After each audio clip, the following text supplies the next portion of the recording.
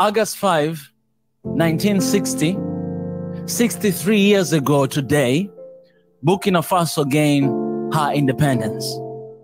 63 years later today, we're here remembering what the sacrifice, the forefathers, and all those who found the nation of Burkina Faso sacrificed to make sure that the people of Burkina Faso live in peace. But the sad thing is, the independence that they gained 63 years ago, it was not really independence, because for the couple years, we have witnessed Burkina Faso fighting for their independence. When you talk about Burkina Faso, most of us we think and we remember the great leader of Africa, Captain Thomas Sankara. What he believed in, what he fought for, and how he saved his people of Burkina Faso. One of the very famous quotes of Sankara is, "Whoever feeds you controls you," because he clearly knew that in order for Africa to redeem herself from the shock of colonialism and economic dependence, we must first and foremost feed ourselves. We must provide food to our table and not rely or depend on foreign aid. Sankara, he did everything he could to fight for the nation of Burkina Faso. On August 2nd, 1984, the president, Captain Thomas Sankara, he decided to rename his country from Upper Volta to Burkina Faso, which means the land of the upright, or the land of the honest people, to make sure that the country reflects the people of Burkina Faso. But we all know that he did not live long, because he was betrayed by his best friend, and eventually he was killed.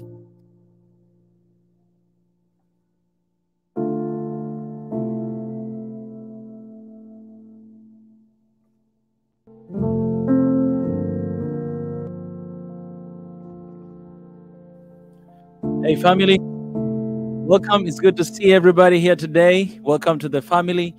It's another beautiful day that God has given us, and we're going to spend some time here to talk, just continue with the conversation about Niger, but most importantly to celebrate, the independence of Burkina Faso. And I'm saying celebrate because regardless of what is happening today, regardless whether things are going right or wrong, but we cannot despise the sacrifice that was made a long time ago to fight for independence. So for that, we gotta appreciate that, because a lot of our brothers, sisters, and our grandfathers and grandmothers, they died fighting for the independence of a country like Burkina Faso. 2 days ago, we're here for Niger. Today we're here for Burkina Faso, but also we're gonna have this conversation about Niger, because it is very important to have this conversation. I mean, if my hope and my desire is that every single African will talk about this, every single African will make a noise about this on social media and everywhere. It is very important, every single African, to do that, because if 10 million people, 10 million Africans will be talking about this online every single day and, condemning this, that, we don't want a war. We don't want a war between Niger and Nigeria. We don't want a war between ECOWAS and Niger. We don't want a war, brothers and sisters in the West Africa. We don't want it. If 10 million people will shout and scream and just talk about it, I'm pretty sure that is going to bring an impact, right? Because right now there's too much noise, I was saying this today. I released this video and I hope you guys have seen it, that when you look at the, Western media, they literally were talking nothing about the Sudanese war, the war that is happening in Sudan. They talk nothing about it. But Niger, it just happened a couple of days ago, and everybody's talking about it. And I was asking myself today, why are they so interested about Niger? Why everything right now is about Niger? It reminds me of Ukraine. And if you think about this, you realize that when it comes to something that is, about NATO, about France, about US, they'll always talk about it. They'll always cover it. And that's what is happening right now with Niger. And it's a time for Africa to push back. It's a time Africa to scream. It's a time Africa to stand and to be like, you know what?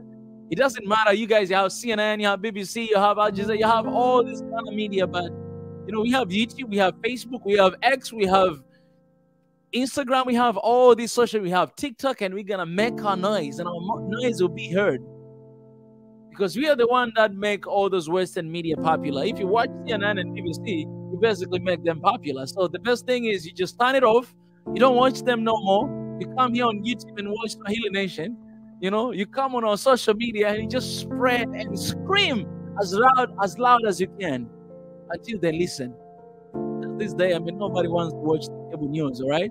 We're here on social media and we're going to scream as much as we can. We want the news to be filled by Africans screaming. I want you guys to sanction BBC. I want you guys to sanction CNN. I want you guys to sanction all the Western media. I want you guys to sanction them. And let's put our energy together. Let's put our energy together and just scream for Africa. Sanction their social media. These guys have been sanctioning us for a long time. It's a time for us to sanction them. You understand what I'm saying? I remember when issue was happening last year in Ethiopia, people, they cancel BBC, they cancel CNN, and I'm not afraid to mention them here.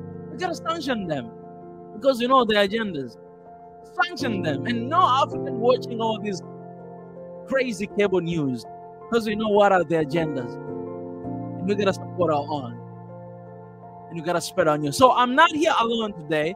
I'm here with my brother from Uganda, and I'm gonna bring in right now in a moment to start talking, first of all, you know, about, you know, Burkina Faso and independence just a little bit, and then we'll continue to talk about Niger. So do me a favor, guys, smash a like button, subscribe, all right, and share this stream with your friend, all right? Share this with somebody. If you have WhatsApp group, please share there. Facebook, share there. And Twitter, share there. We are live here on YouTube. We are live on Facebook, Swahili Nation. We're live on Twitter as well. Mika Chavala. I'm live right now. Like as I'm saying, we're live streaming this live. So please do that because it's very important to spread this word as we start diving into these topic and this conversation. So without wasting time, let me raise a word of prayer and I invite my brother here. God, I thank you for granting us another beautiful day. Thank you for another beautiful day in our country. As we hear God talk about Niger, we pray that this will be one of those moments that the breakthrough will come here. You give us wisdom, you give us understanding, and you give us ability to navigate. And at the end of the day, to find solution to what is happening. Because unity is power. And it's not just me here talking, but we have 3 people joining, and many more will join later to talk about beautiful country love. I give you praise and honor and glory, my King. In your precious name I pray. Amen. All right. Without wasting time, guys, let me welcome my brother all the way from Uganda. Good job. My brother, welcome. Hello, Matua Job. Are you there? All right, my brother is definitely having a little bit of issues, you know, something has already started to happen. But anyways, guys, as we're waiting for him, I want to talk a little bit before I begin about Burkina Faso, right? I want to talk a little bit about Burkina Faso because today, 63 years ago, today, August 5th, Burkina Faso gained her independence, and it was 1960. And I think it's very important to celebrate that because there's a lot of things that were achieved during that time. And I'm going to talk just a little bit about Thomas Sankara and what he did for Burkina Faso, kind of like the motivation. I know all of us, we know a lot of things that this great leader has done.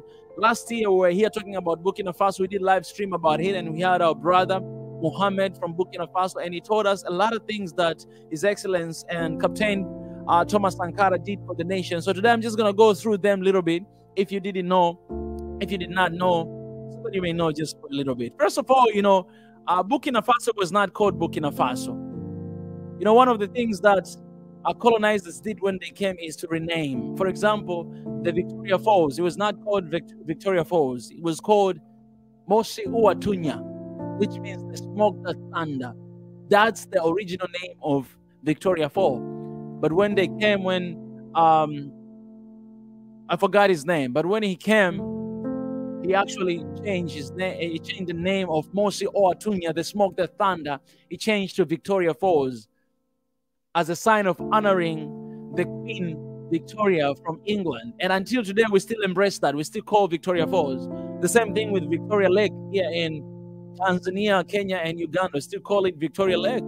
You know, I said before, I think it's important for us to rename these places. All the places that were named by colonizers, it's very important for us to rename it.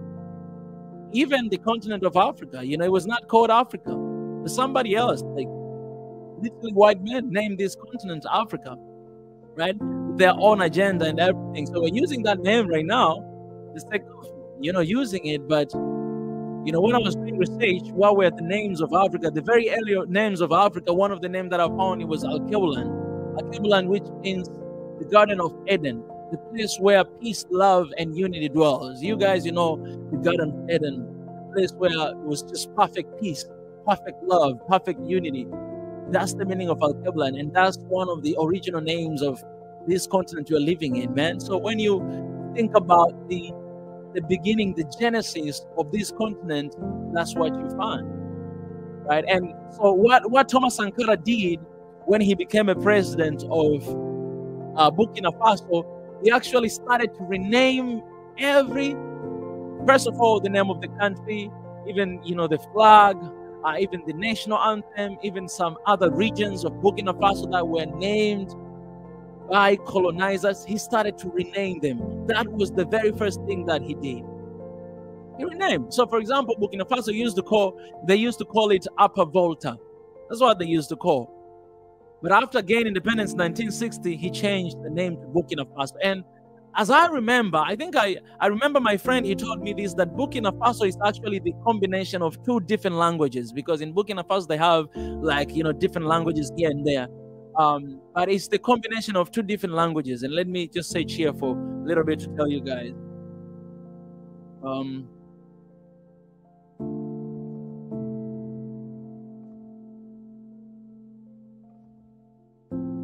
Yeah, like Buki, I think it means something else. And Faso, Burkina, it means something else, and Faso, it means something else.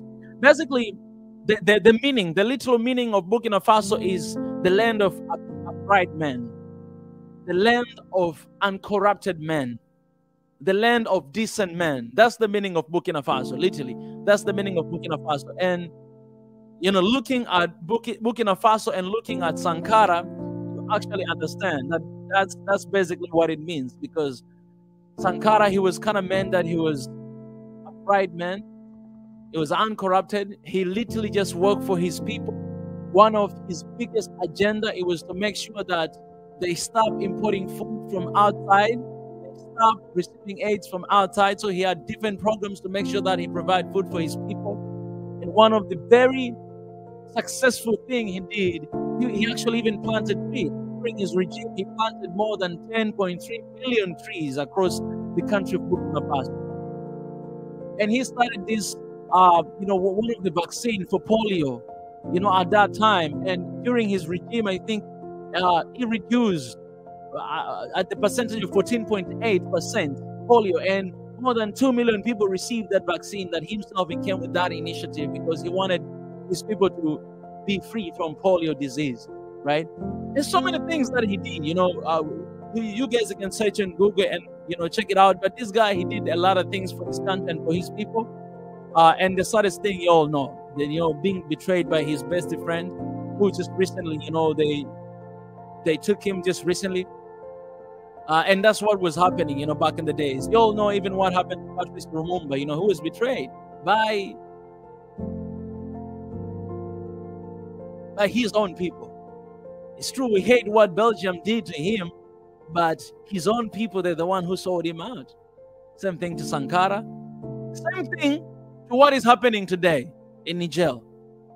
Because our own people, ECOWAS, they're actually selling Niger out.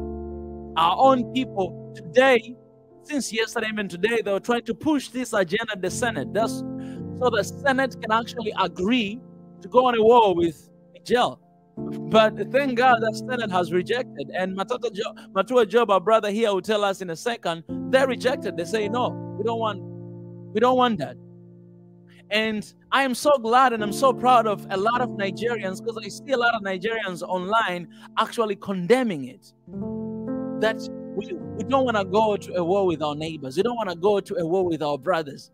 So I love the fact that Africans, we are at the point where we don't just agree with everything that our leaders are telling us, but we can actually sit down, think, and decide for ourselves that no, we don't want to go on a war. We don't want to fight with our brothers. No, we're going to stand with the people of Niger, because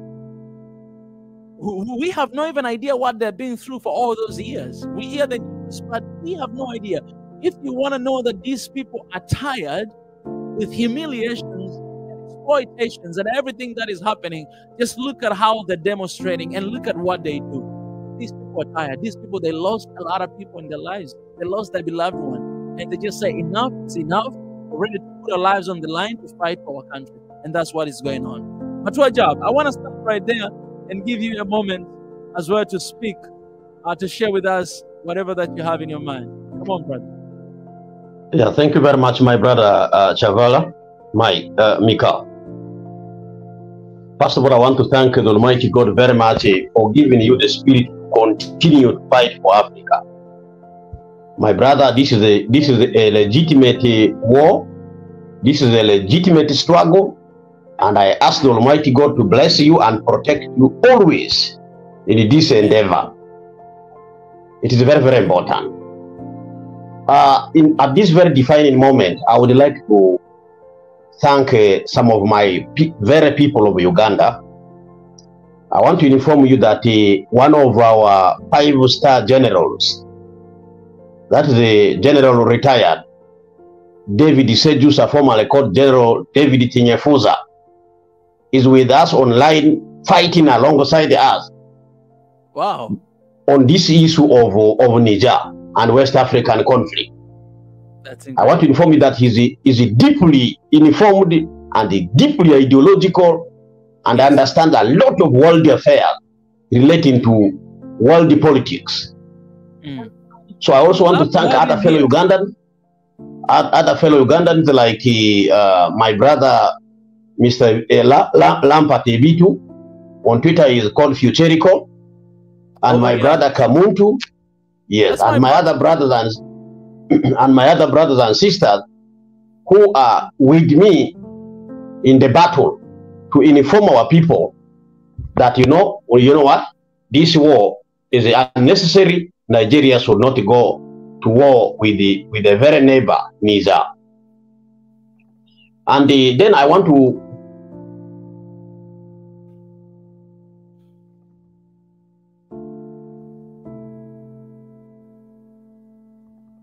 Yes, my brother.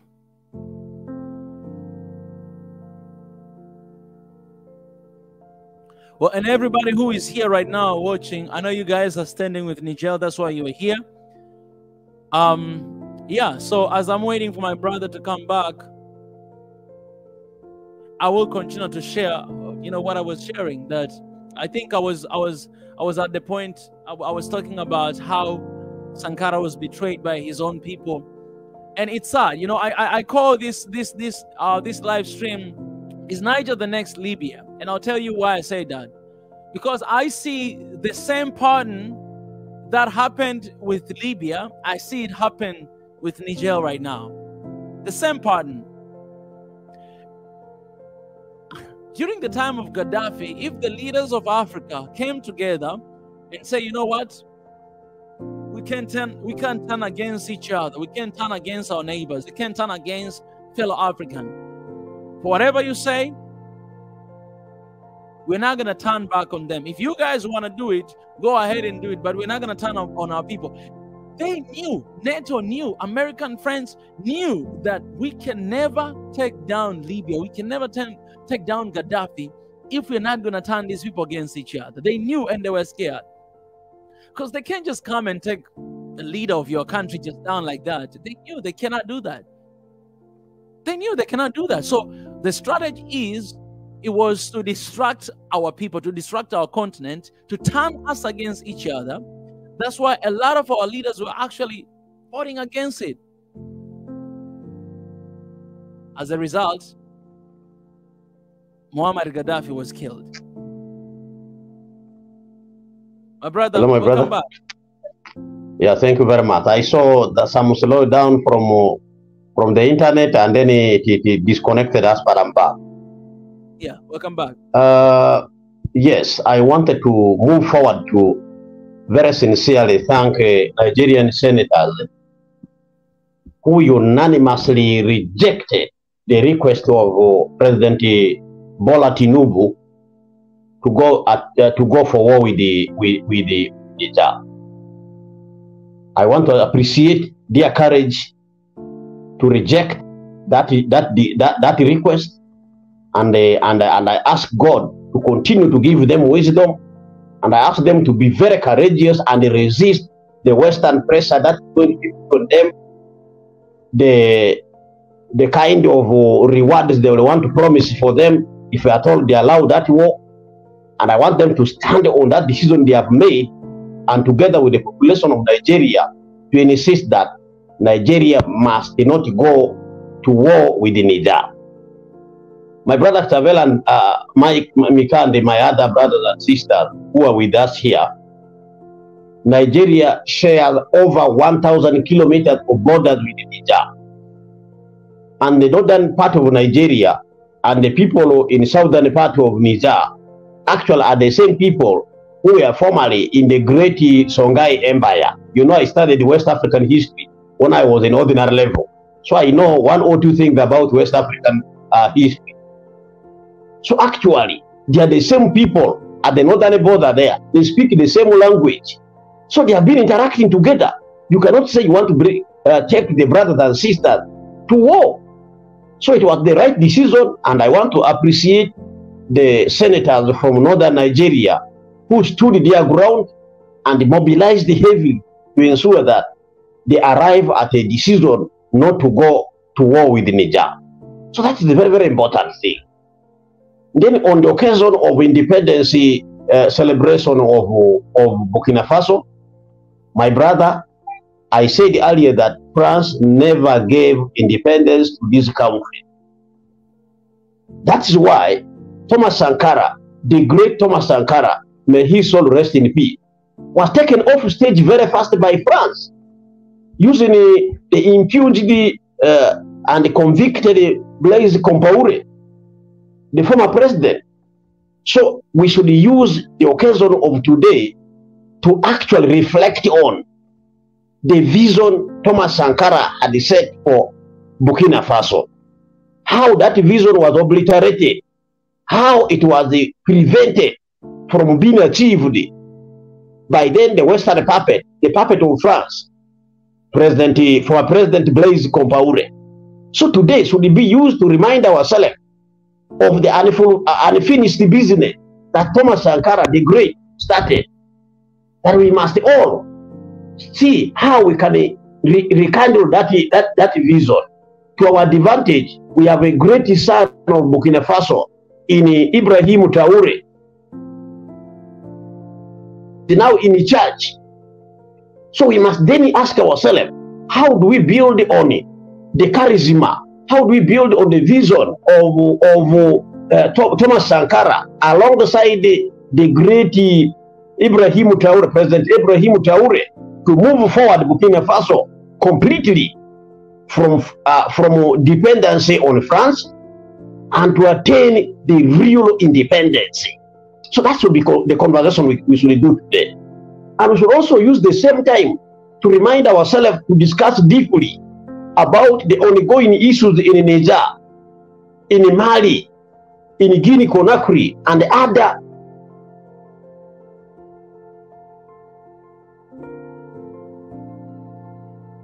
Someone is asking if this is live. Yes, this is live. It's live right now. We are live, and I just shared the link in the comment section because today I want it to be a little bit different. I want you guys to participate as well. So if you have something that you'd like to share in solidarity of the people of Niger, in solidarity with the people of Niger, hit that link in the comment section I share right now and come and join and express yourself. All right, I'll give you the limitation of time so that other people also can have the moment to share. Hit the link and it will bring you to the studio and you'll have a moment to share. Yes, welcome back, my brother. It's okay. So I was saying, we still have former French colonies with the puppets, like the one in Senegal, the President Alassane Ouattara of Ivory Coast, this one of Benin. So therefore, we still have a lot of business which is undone. So we should use the occasion of today to say, you know what, we did not actually get true independence for Burkina Faso. Now we have somebody who is guiding us towards the real independence, which was consistent to the vision that was set by the great Thomas Sankara. So we have to now work together to see how we can support our brother, President Ibrahim Traore, to move forward the Pan-African idea, to move forward the total gaining of independence of Burkina Faso and other former French colonies in West Africa and the continent at large. So therefore, it is very, very important that we use the day today to deeply reflect on these issues. So it is my call to all other Africans. Please, if you believe in Pan-Africanism, if you believe in African independence, political independence, economic independence, this is your time to stand up and speak louder. If you're a Pan-Africanist and you cannot talk now, then you're a pretender. We have African leaders who always want to talk on international stage as if they are great Pan-Africanists. Let them demonstrate the Pan-Africanist now by Pan-African ideology now, Pan-African spirit now, by standing with our brothers in West Africa, in Niger, to say there should be no military intervention in the internal affairs of Niger. We must support the people of Niger to settle, to determine their fate democratically without any external interference. And we must request and voice and demand that France and USA withdraw their soldiers from the illegal bases they have established in Niger. Doing that will be great to the spirit of our forefathers, the Kwame Nkrumah, the Patrick Lumumba, the Mwalimu Julius Nyerere, the Jomo Kenyatta, Apollo Milton Obote, and our great leaders like Muammar Gaddafi, who stood for African interest. So this is very important time for us to say, you know what, let the West allow us to breathe. Let the West listen to us. Let France withdraw the soldier. Let America withdraw the soldier. Enough is enough. No more. Thank you very much. Appreciate my brother. Appreciate my brother.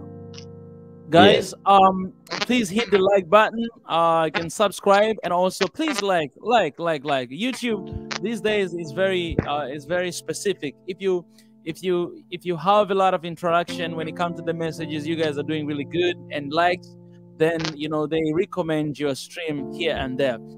If we want to fight back with everything that is happening with the Western media and everything, I think we need to support each other as much as we can. So please hit the like button. Also, I share the link in the comment section for you guys to come and to join. If you have anything that you like as well to raise today, I'm not just gonna tell you guys to comment, but I want you guys to come here on the stream and actually share. Somebody was just coming here, but I think he just got connected. So yeah, here's the link. You can come, hit this link and come and contribute, because this is the matter of Africa, and I'd love to have all Africans across the world, across the globe, to just come and to share, man. I know Niger people are watching this stream, and I know like Africa is watching, Africa is listening, and you know, my brother from Uganda has been here with me every single day right now. I'd love to include all of you guys. You don't have to come and to show your face if you're uncomfortable. You can just, you know, speak and, you know, let Africa hear. Here in Swahili Nation, we say we are voice to the muteless. We don't say we are voice to the voiceless, because we believe everybody has a voice. Our voice have been muted a lot of time. You'll never get this chance to speak in BBC or CNN or Al Jazeera or anywhere. But this is the safe place that all of you guys, regardless of your professionality or whatever expertise, but you can just come and speak to our people. That's what we need for this continent.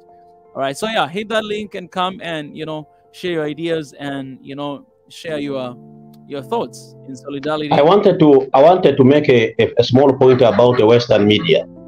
Yeah, my brother, I see, we should not cry about the demand in Western media to talk good about Africa. It is our duty to tell our own story.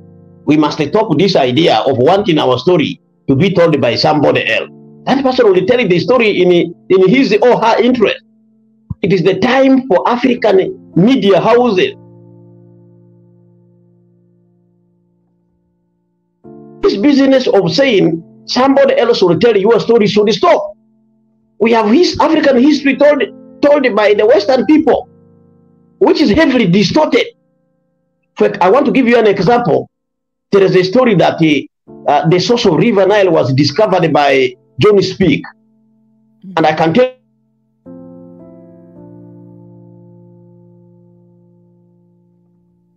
Yeah, my brother's having her time there. France really ruined Haiti. Watching from Jamaica. Yes, Maldana TV. Come and join us and share your thoughts as well. Here's the link. You can come and join us and share your thoughts as well. Yeah, one thing that Matua Job, he said that I think is really profound is about African leaders. This is the time for you African leaders to talk. This is the time for African leaders to talk. It doesn't matter whether, I know maybe a lot of African leaders might be scared. I mean, if I talk and then I look like, I'm against ECOWAS and all those stuff, it doesn't really matter. It's the time to talk. Whether you are against or you are up with it, it is the time to talk. Oh, okay. I see my brother here. My brother to Niger is back. I kind of have a feeling what my brother to Niger will say. Niger, welcome. How are you, my brother? How are you doing? Hey, it has been a while. How are you? Doing great. Yourself? I'm doing fine. I think I've mistaken you with Niger. You have one. Yeah. I don't think we've ever spoke before. Yeah. This is the first time. Welcome to the farm, brother. Thank you for having me. Yeah. Where are you calling from? I'm currently in Texas. All right. It's amazing. And originally you're from Nigeria? Correct. That's wonderful. That's wonderful. I'd love to know, what are your thoughts, with everything that is happening right now? Man, we are not happy. Our president currently, his situation himself, he's still in court trying to battle to get his presidency sealed. So we are still going through that. And then on top of that, we have our own internal personal issues in Nigeria. For example, he removed the fuel subsidy for petrol. So the prices have now skyrocketed and people are suffering. There's inflation, there's unemployment, there's a lot of issues. And on top of that, he wants to take us to war. It's just too much. And if ECOWAS goes to war with Niger, then that means Mali, Burkina, Guinea will all join in. That would destabilize not just West Africa, but Central Africa and Northern Africa. That will also have a big effect in Nigeria as well. So we don't need this trouble. Tinubu is trying to use force to enter Niger to restore the status quo. And what is he trying to restore? What's the root cause of the coup? What's the primary reason of the coup? Coups don't just happen. They don't just start. They start because there's an untreatment. There's something that is not going right. So, for example, France buys their uranium from Niger, it goes to the elites, to the powerful. The money doesn't trickle down to the citizens of Nigerians. So for that reason, people are suffering. In the Human Capital Index number, Nigerians rank the lowest in the world, not just Africa, but in the world. So the exploitations that are happening in Niger, and not just Niger, but in all the Francophone countries, they are really, really, really, really bad. The CFA franc is currently affecting all the Francophone countries. Their wealth, their income, their GDP, everything they do, they have to consult with France. It's not fair. They gained their independence in 1963. We are in 2023 and things haven't changed. So which democracy is ECOWAS trying to restore? The status quo, which is not getting them anywhere? Or are we going to try something different? Let's remove our hands from the West and try to solve our own problems ourselves. There is no reason. Now, United States, they've built a base in the middle of Niger. And what nobody's talking about is that United States needs rare earth minerals from Niger because right now they are dependent on China for rare earth minerals. And what are rare earth minerals? These are the minerals that they need to build future weapons. They needed to build medical devices. They needed to build a lot of the advanced technologies like mobile phones, computers, and all the new technologies coming out. Nobody is talking about these mines, and that's the reason they are there as well. I know there's security issues that are preventing, but everybody is trying to benefit themselves and protect their interests. France and EU and United States need uranium from Niger. Why? They cut off Russia gas, they cut off Russia uranium. So now they need Niger more than ever, because if Niger is not there anymore, there will be a big trouble.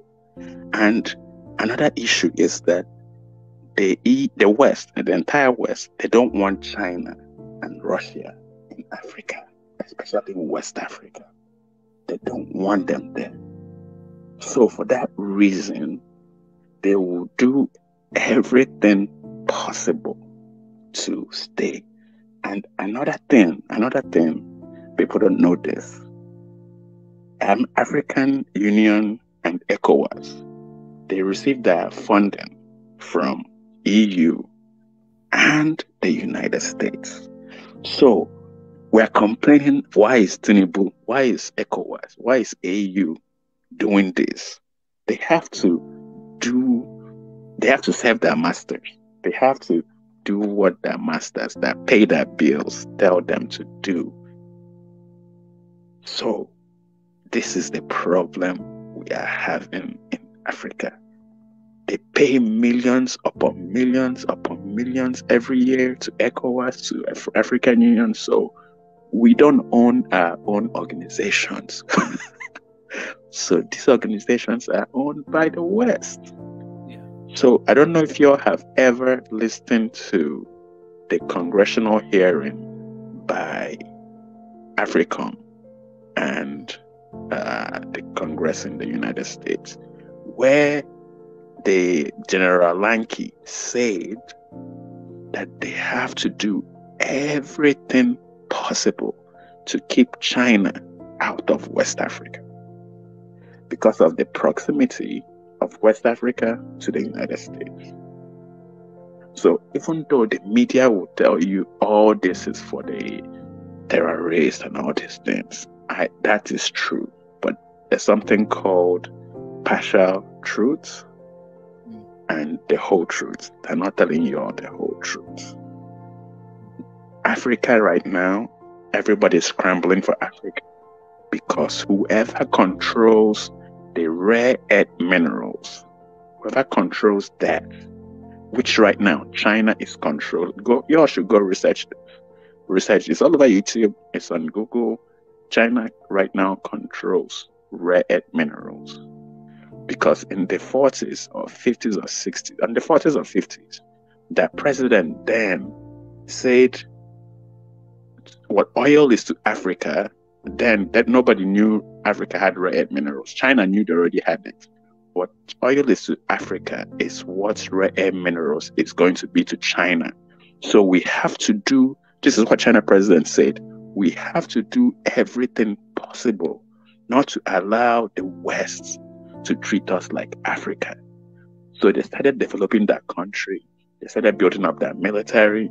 So when the time comes, which is now, they are ready for the West. So the West is trying to reduce that dependence. So all this trade war, technology war, AI war, chip war, all these wars right now, economic war going on between Asia or China and the West, all revolves around rare earth minerals. Nobody is talking about this because it's very new and it's very not majority of people talk about it. So you all should research what these things are. These are the metals, rocks. I don't even know if our presidents even know about these things and how much they are worth, because they might say we are coming to mine uranium, and at the same time they're mining other things that we don't even know and taking the rocks from us, and we don't even know what they're taking. I heard somewhere that they're paying us cheap for because what happens is that French is mining in Niger, but they're selling it to other countries. So US will buy from the French company that is mining it. So they don't have to mine it themselves because they need it to. But how much are they giving Niger to turn around and quickly sell it to the next person and make a profit on top of that? It's bad. It's bad. Nigeria and ECOWAS need to change the way they do business. They need to stop taking money from foreign organizations, from foreign powers, so they can be sovereign, they can be independent. I'm not saying they shouldn't do business with the West, but if they are only getting exploited and the money is not going anywhere and there's no development, there's no investment,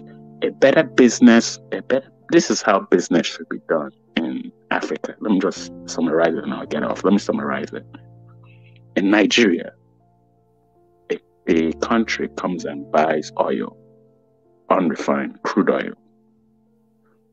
They give us 10 million, let me just use an example, $10 million, right? They give us 10 million. They go out and refine it in their own country. They bring it back to us, more expensive, more costly than 10 million. So now we have to buy it.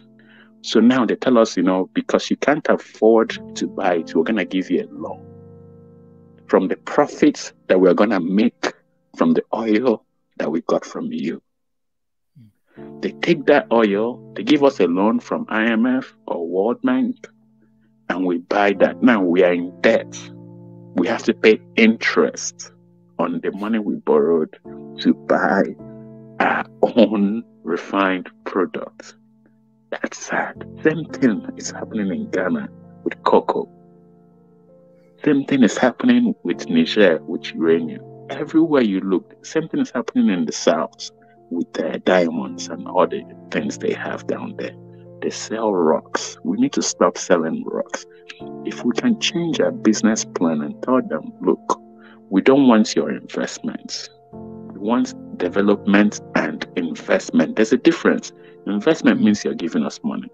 Development and investment means, look, bring your engineers, build plants here. We're going to create jobs here, because if we Your engineers come, they will teach our people how to do the work. We'll learn, we all benefit. Here, the money goes into our economy. Then we can sell the final products from here. But rather, we are just taking the small money. There's no value addition. There's not. They've chained. We don't go up in the chain. We just stop in the very bottom and sell the raw ingredients. That's what we need to change. Any election you listen to in America, they talk about job creation, job creation, job creation. When we sell raw materials, it goes from the ground to the sheep. There's no job in between. If we take it from the ground to the plants, to the factory, to the refinery, then people get jobs to do because that's human capital. But if it goes straight from the ground to the ports, all the jobs are exported. That's the biggest mistake we're making in Africa. We need to stop exporting jobs and keep the jobs inside the country. That's the one mistake. We don't have the need to borrow money. We don't have the need for foreign aid. We are richer than any other continent in the world. Absolutely. What are we doing? Makes no sense. But yeah, man, I'm sad about the situation. I just want everybody to know that most Nigerians are not in support of what's going on. And luckily, today, our Senate said that we shouldn't go. I don't know what the final outcome will be. Our Senate is they're not controlled by foreign powers. But they said at least that they don't want to go to war. They should do diplomacy and dialogue and not force. So I'm hoping everybody comes to a resolution. I don't support coups, but they happen for a reason. There's a reason they happen, and we need to figure out why this is so. And we need to get to the root cause. My own is, what is the root cause of this issue? It's been over 6 decades or there so that Africa has been poor. And it didn't just start before independence, from independence. It started before slavery and colonization. When the West was developing themselves using our people to build our country and for free. We didn't get it. When we're picking cotton so they can make textile, they weren't paying us. When we're building their cities, paving their roads, they weren't paying us. They were flogging us and abusing us and using us to farm like animals. We weren't being paid. So all we're asking for, we've done independence. Independence is done. We've done that. The next step from independence is freedom. Freedom and liberty. Liberation is what we should be fighting for now. When we're done with independence, independence was in the 60s and 70s and then 90s for South Africa. But what we need now is freedom. There's nothing like freedom. Freedom means that you're free. Like they don't have any more chains, no shackles. And to do that, we need to free our minds. We need to free our minds. And one last thing. There's a lot of places in the Bible that God said that if we disobey Him, that we're gonna be punished. And I feel like us, children of God, us black people, we've disobeyed God for so long, and we need to get back to God. Absolutely. And everything will change. If you read Deuteronomy, I don't know how to say the word, maybe you can help me. Deuteronomy 28. In that book, God broke down. Yes, thank you. God broke down the promises if we Yeah. do good, and the punishments if we don't obey him. He broke it down in the whole chapter.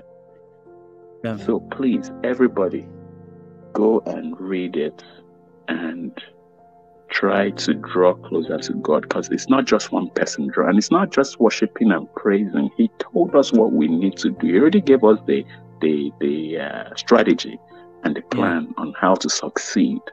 It's up to us to draw closer to him and do what the things he told us to do, and don't do the things he told us not to do, and then things will change. He'll come and save us.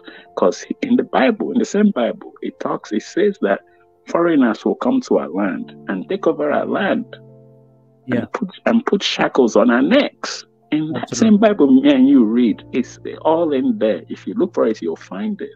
And put yokes on our neck. It's all in there. People that we don't know their language, people who don't know their land, where they come from, they'll come and take us to that land. It all happened. It's all in the Old Testament. I know people don't use it, the Old Testament, as a prophecy, but all these things are in the Bible. Yeah. So please, everybody, let's draw nearer to God and hope things change. And things will change, not hope, but things will change. But yeah, man, I love your channel. I love what you're doing. I hate that I've seen your videos lately have been getting more views, and I love that. But YouTube, I don't know what YouTube is doing, man. They're acting up. They're acting up. Thank you, brother. You're in Tanzania, right? Yeah, I'm in Tanzania right now. When I come back to Africa, I'm planning to move back this year, because I want to come contribute in development. I've been here for a while. I've been here for too long. Trying to come back and help make some changes. So I'm coming back, and I want to travel Africa. So I'm going to come see y'all in Tanzania as well. Let's link up when you come. Let's link up. Absolutely, absolutely.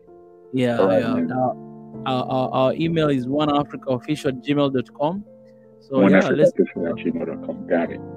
Yeah. I'll share here on the screen. And any questions from anybody before I bounce? Not at all, brother. I could not agree with you more with everything that you said. Everything you just say, I agree with you 1000%. All right, let me go back to the YouTube page and continue watching. I appreciate my brother. All right, appreciate. All right, later. All right. So out of respect for my brother here, I'm going to do this. I'm going to read what he shared here. Deuteronomy 28. I'm just going to read it for you guys right here. Blessings for obedience. It says, if you fully obey the Lord your God and carefully follow all his commands I give you today, the Lord your God will set you high above all the nations on earth. All these blessings will come on you and accompany the nations on earth. If you obey the Lord your God. These are the blessings. You'll be blessed in the city and blessed in the country. The fruits of your womb will be blessed, and the crops of your land, and the young of your livestock, the calves of your herds, and the lambs of your flocks. Your basket and your kneading trough will be blessed. You will be blessed when you come in and blessed when you go out. The Lord will grant that the enemies who rise up against you will be defeated before you. Then will come at you from one direction, but flee from you in seven. I love this. This is one of my favorite ones. Remember the beginning. If you fully obey the Lord your God and carefully follow all of his commands I give you today. Number 7, he said, the Lord will grant that the enemies who rise up against you will be defeated before you. They will come at you from one direction, but flee from you in 7. That's why we pray for Niger. But those enemies of Africa, those enemies of Niger, US, France, ECOWAS, will come in one way, but they will be scattered in 7 different ways. You know what does that mean? That means they come, strategically they come in one way that we're going to finish these guys, but scattered in 7 different ways. It means they'll be confused. They ain't gonna come through the single way, but they'll go through 7 different ways. Don't mess up with our people. The Lord will send a blessing on your barns and on everything you put your hand to. The Lord your God will bless you in the land He's giving you. The Lord will establish you as His holy people, as He promised you on oath. If you keep the commands of the Lord your God and walk in obedience to Him, then all the people on earth will see that you are called by the name of the Lord, and they will fear you. The Lord will grant you abundant prosperity in the fruits of your womb, the young of your livestock, and the crop of your ground, in the land He swore to your ancestors to give you. There are our ancestors there, guys. The Lord will open the heavens, the storehouse of His bounty, to send rain on your land in season, and to bless all the work of your hands. Bless all the work of my hands. That's why it's blessing for Hail Nation, guys. You lend to many nations, but will borrow from none. Do you see that? But our brother, he said, is the problem of us. We turn away from God. And so what happened? What God promised us here is not happening to Africa. It's like impossible. You will lend to many nations, but will borrow from none. That's the promise of God. We will not borrow from anybody. If you obey Him and you follow His command, everything that He tells you, you're not going to lend. I mean, you lend to many nations. Guys, not many people. It says here, many nations, but will borrow from none. I believe God's word. I believe what He says is true. I believe that He don't lie. So if He says this, I take it for myself that I will lend to many people. And it actually happened. I don't want to go to personal testimony. I don't want to make about me, but we'll borrow from none. This is the point that Africa is supposed to come. That's what you know. The Lord will make you the head and not the tail. Come on, somebody. If you pay attention to the commands of the Lord your God that I give you this day and carefully follow them, you will always be at the top, never at the bottom. Come on, somebody. Come on, somebody. This is God's promise. You'll always be at the top and not at the bottom. You'll be the head and not the tail. Africa, we are the bottom. Africa, we are tail. You know why we like that? Because you don't obey and you don't follow. Do not turn aside from any of the commands I give you today, to the right or to the left, following other gods and serving them. Okay, so look at these curses for disobedience, and you can measure yourself where you are. Are you in the side A, verse 1 to 14, or 15, and goes on? However, listen, there's a but there. If there's but, it means everything above is nothing. What is coming from but? That's what you gotta pay attention. If you do not obey the Lord your God and do not carefully follow all His commands and decrees I'm giving you today, all these curses will come on you and overtake you. You will be cast in the city and cast in the country. Your basket and your kneading trough will be cast. The fruit of your womb will be cast, and the crops of your land, and the calves of your head, and the lambs of your flocks. All of these actually up there was talking about blessing, but here it's just reverse. Cause you'll be cursed when you come in and cursed when you go out. There it was saying you will be blessed when you come in and blessed when you go out if you obey. But here it's opposite. The Lord will send on you curses, confusion, and rebuke in everything you put your hand to, until you are destroyed and come to sudden ruin because of the evil you have done in forsaking Him. You can't forsake God, guys. It's a dangerous move. The Lord will plague you with disease until He has destroyed you from the land you are entering to possess. Dang. The Lord will strike you with the wasting disease, with fever and inflammation, with scorching, heat and drought, with blight and mildew, which will plague you until you perish. How about people dying because of hunger? We should ask ourselves why this is happening. The sky over your head will be bronze and the ground beneath you iron. The Lord will turn the rain of your country into dust and powder. It will come down from the skies until you are destroyed. The Lord will cause you to be defeated before your enemies. Oh God, please don't let this happen to us, Africa, because we're turning to you today. You will come at them from one direction, but flee from them in 7. Man, it's just the opposite, that your enemies will come to you in one direction and flee 7 different directions. Here it says, if you disobey, you will come in 1 and you'll flee in 7. And you will become a thing. You become to them. You become a thing of horror to all of the kingdoms on earth. Your curses will be food for all the birds and the wild animals, and there will be no one to frighten them away. The Lord will afflict you with boils of Egypt, and will turmoil, festering sores, and the itch from which you cannot be cured. The Lord will afflict you with madness, blindness, and confusion of mind. Oh man!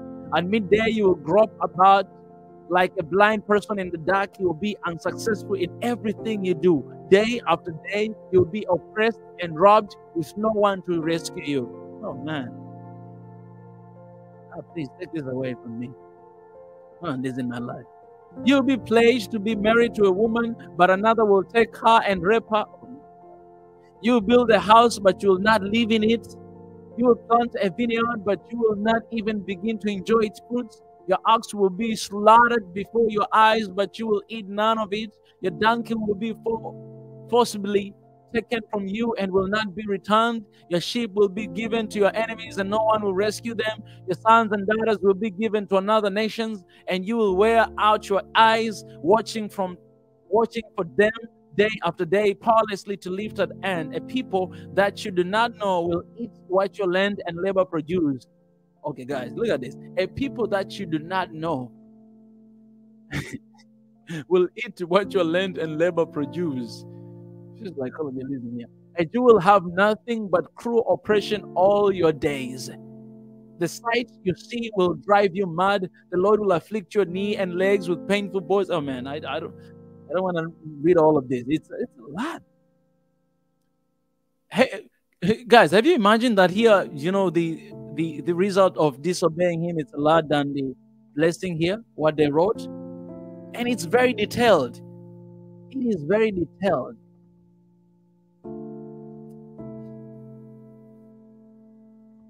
So what to do now?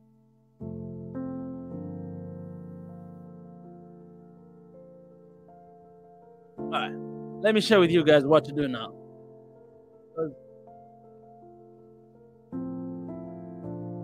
Our brother, he reminded us something very important, and it's important for me as well to share with you guys what to do now. We gotta do something, and this is what we're gonna do.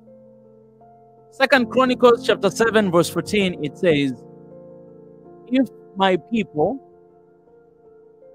let me show you here, who are called by my name, will humble themselves and pray and turn away from the wicked ways. I gotta share here with you guys what to do. This is what to do. If my people who are called by my name will humble themselves, the first thing, humble yourselves, and pray, second thing, pray, third thing, seek my face, and turn from their wicked ways. That's a very important statement. Humble yourself before him, before God, pray before your God, seek his face, and turn from the wicked ways. Then, it says, after you do that, the principle, then I will hear from heaven, and I will forgive their sins and heal their land. That's God promises, and our yes and amen. And that's what we got to do. Turn away from our wicked ways, humble ourselves, seek his face and pray, and he will hear from heaven.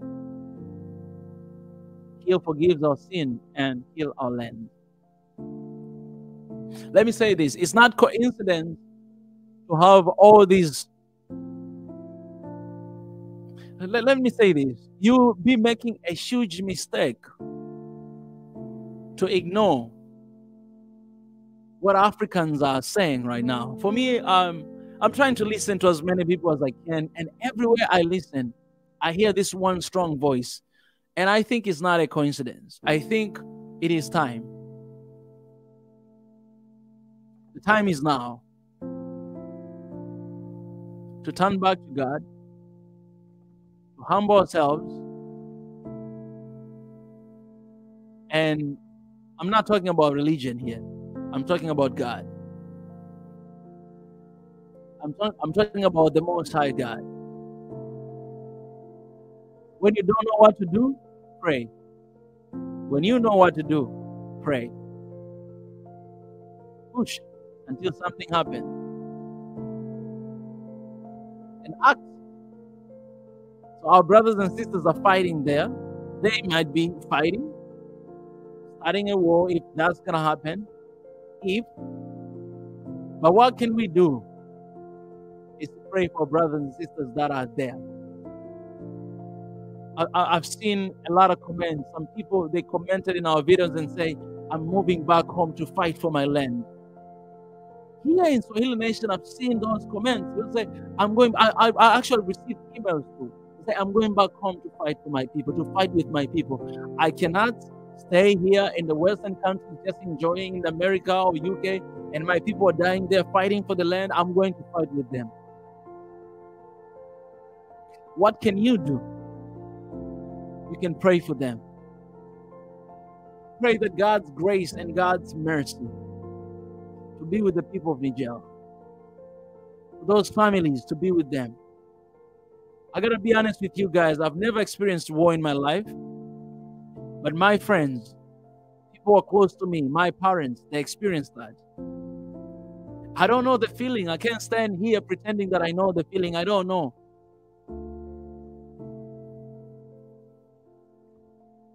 And I don't want to know. But I wish the peace that I have right now and the stability that I have right now, where I am, I wish the same thing for the people of Niger, Burkina Faso, Sudan, Congo, Ethiopia, Somalia, Kenya, Uganda, Rwanda, Burundi, South Africa, Togo, Chad, Senegal, everywhere across this continent of Africa. I wish the same thing to them. And I pray for that. So it is time, guys. It is time. It is time for one Africa. It is time for unity. And this is how we are united. So I know not everybody who is watching here, 123 people, will agree with what I'm saying. But if you agree with what I'm saying, that we need to push until something happens, I want you to join me in your private time to pray, to push, pray until something happens. Just do that. I'm telling you, God can turn things around in just a second. In a second, God can turn things around. He said your enemies will come to you with one way, but they will be scattered in 7 different directions. That can happen. If we humble ourselves, pray, and seek God's face and turn away from our wicked ways, that can happen. That will happen. Surely will happen. So, I don't even need 130 people to agree with me. I just need one person who can believe that. Because the Bible says, wherever 2 or 3 people gathered my name, there I'll be with them. So I just need one person who believes. And if you're one of them and you're watching this, let me know in the comment section. Because me and you, if we unite our faith and pray, it's going to happen. And we're going to come here, we're going to be back here to celebrate what has happened in Niger. We want nobody to die there. We don't want anyone to die. We don't want casualties. We don't want by mistake, because we already know what they're going to say. We already know. We don't want anybody to die. I just need one person who believes with me. Just one. J. Antonia, he says, J. Antoine, say, personally, I agree. That's it. I just need one person. Just one person. So, Jay, you agree with me? All right. The last shall be the first. He said, I agree with you. We must pray. And verse 200, God gave me a vision of Africa and the wars that will come on her way to rise. All right. Those are 2 people. All right. We are 3 now. Jay agrees. The last shall be the first also agrees with me. Now, those 3 people, I agree. Shauna, that's the 4th person there. We are 4 already. All right. Mbaku, We are 5. All right, 5. I just needed one person, but we are 5. 5 people agrees with that, and so we're going to unite our spirit right now and pray, because prayer, it has no limitation, whatever you are. So we're gonna join our faith right now. Me, Jay, and Antoine. The last shall be the first. Shauna Mbaku. We're going to join our faith and we're going to pray right now. All right, so you guys, wherever you are, you who agrees with me, we're gonna pray then. Oh, okay. And I have somebody here already. So before I have my sister here. Before I bring her in, we're just gonna raise a word of prayer for a second, and then I'll bring my sister here in. All right, so wherever you are, you guys who agrees, we're going to pray for Niger and for our people. God, the Most High God, Yahweh, my King, you clearly stated in Chronicles 2:7-14 that if my people who are called by my name will humble themselves, pray and seek my face, turn away from their wicked ways, then I will hear from heaven. I will forgive their sins and I will heal their land. God, we are 5 here, people who agrees that it is possible for our people in Niger to have peace again. It is possible for the country and the nation to be restored again. We believe that. Your word says that wherever 2 or 3 are gathered my name, there I will be also. We are 5. And probably even more than that. We are here. So we pray right now and we decree here publicly that Niger shall never be the same again. We don't want war. We don't want our people to be killed. We don't want that. We have experienced that a lot. We lost a lot of people. Forgive our sins. Forgive our disobedience. And remember our people in Niger. Remember them today. As we're praying right now, God, we pray for all the enemies of that country who flee in 7 different directions, as your word says, because we obey your word and we're interceding for our brothers and sisters there. We unite our faith, regardless of our tribe, our nationality, our belief. We just unite our faith, believing God, you are able to do exceedingly abundantly above everything that we ask or think, according to the power that works within us. We believe in you. We trust in you. Thank you, because you have done not because we prayed, but because you wanted us to know this and to ask you to come and to do it.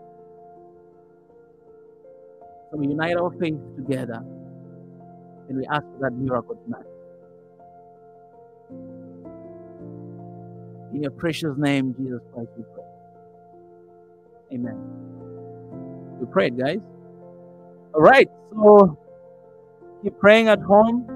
Keep praying in your private time. Remember them. However you're going to choose to pray, please do. God will hear you. Village Storyteller, welcome to the show. Thank you. How are you? I'm doing fine, thank you. It's nice. Really nice to spend some time with you. It's nice too. Where are you tuning in from? It's really good to see another face out there. Detroit, Michigan, U.S. Oh, USA. Yeah. All right, that's wonderful. Welcome. Yeah. Good to have you here. Thank you. I follow you. I really enjoy you. I cry with you. Wow. That's amazing. It's really good to know that, because sometimes we just read the messages, but hearing that from you and seeing you, it means a lot. Thank you so much. Oh, thank you.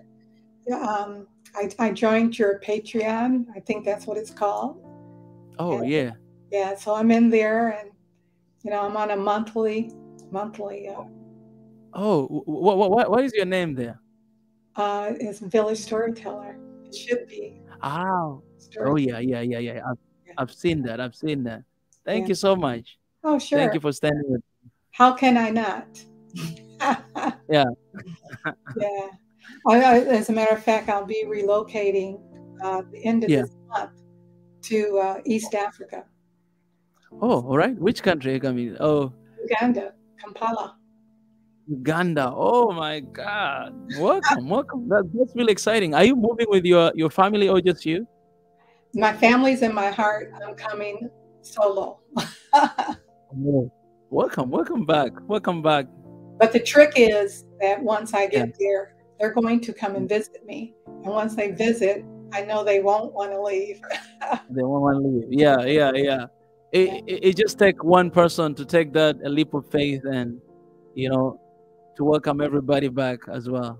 Yes, absolutely. And I realized that after I begged them to come to Africa with me. I lived in Uganda before, okay, All right.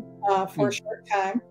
And I crossed Africa. I crossed east to west to South Africa. Yeah. Yeah. So, I mean, I couldn't get it out of my head or heart. And so it was just time. And so I had to, this is the time for my last chapter. I call it my last chapter. And I'm excited. I'm sorry to see what's happening in Africa. I follow it, so I do know the things that's going on, and it just breaks my heart. And I'm so proud of President Museveni there in Uganda. I love PLO Lumumba. You know, Yes. I absolutely love him. So I follow quite a few chapters there.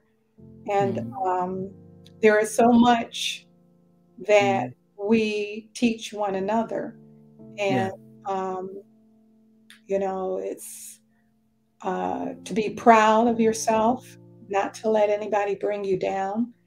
And one of the things that I hear some of the people talk about is, and I've witnessed myself through my chapters years back in, I started Africa in 2009. And I never thought that I had contributed so much to the communities I lived in until years later, you know, and I was told things from them that I hadn't even thought about, because I go with my heart in my hands, and you know, it's not about to take me, it's to share and learn, you know. And so one of the things that really bothers me is this LGBTQ that's trying to move its way into Africa. And we live it every day here in America, and it's not a good story. It is not a good story. You know, I recognize incest in the home, incest in the village, incest, you know, where it is. And that's usually the beginning of LGBTQ. You know, nobody makes that decision on their own. There is a seed that was planted at a very young age. And sometimes that seed went on and on without being addressed. But once it gets there, once you've opened your hands and say, come, it's going to come, and it's not going to be good. It affects our families. It's going to affect your family, your children, your grandchildren. It will, you know. And so I don't want to see that happen in Africa. It's I didn't even realize how flagrant it was here in the U.S. But I did see the results, and now I know why, you know, it's happening here. It should not go anyplace else, you know. So that's one of the things I definitely, and I believe that this LGBTQ thing is a controlled birth control. pro-birth, as well as I think it's a new political party. Mm. And I think that because it's so big, and they're pulling in members, you know, and all the members may not be gay, but they're family members that support their children that are gay. And what's happening is pretty soon they'll be, you know, under a democracy, you know, once they become a political party, they rule. And once they get into office, they rule.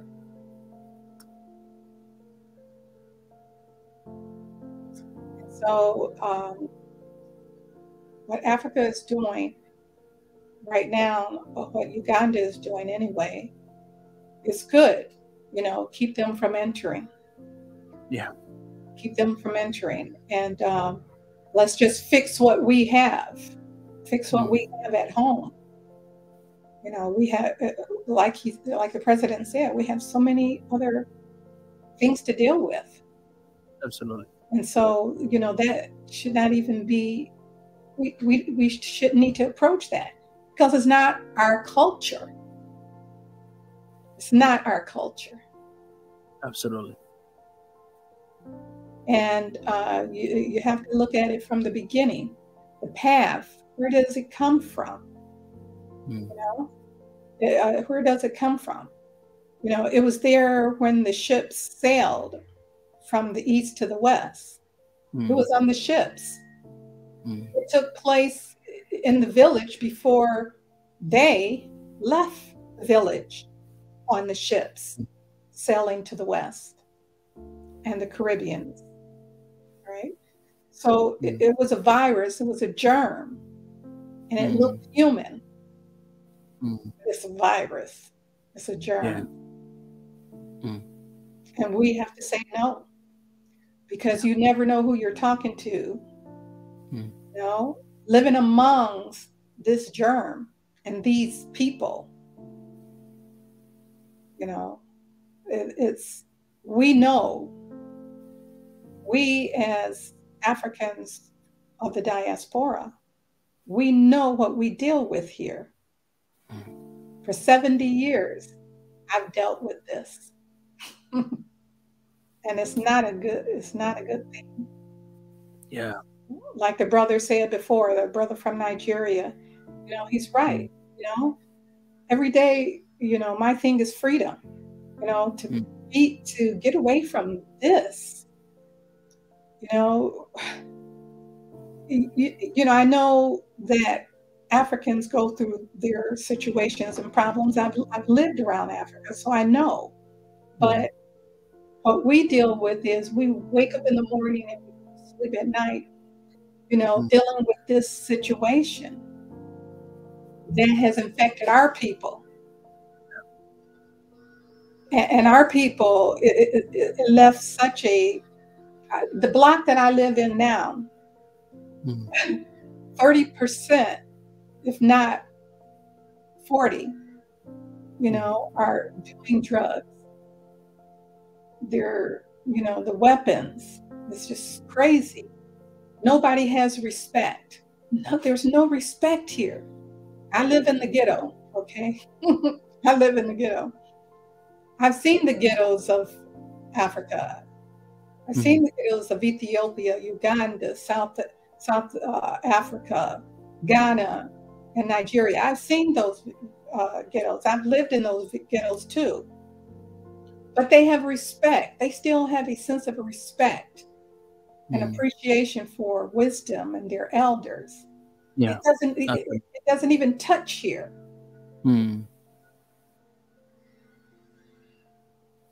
And to see this hurts. And to see West Africa and different parts of Africa trying to emulate the West, Black, African diasporas here in the West. That's awful. That is the worst thing you could do. The worst thing Africa could do is to follow what they see that's going on here. It is not good. You're beautiful just like you are. Yeah. You're beautiful. Your complexions, you know, the beauty of Black is just unapproachable. You know, the things that I saw and learned when I was over, and I had no idea. I didn't even know what bleaching meant. Bleaching? Who would bleach? Are you serious? You bleach your skin for what? You know, when I stepped into Nigeria, I had Nigerians walk up to me. They looked at my dreadlocks and they were like, "How did you get your hair like that?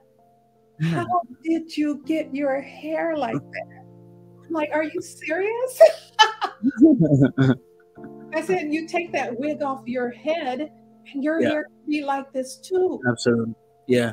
Yeah. It broke my heart. Don't try to be like the West. Be who you are. Listen to your elders.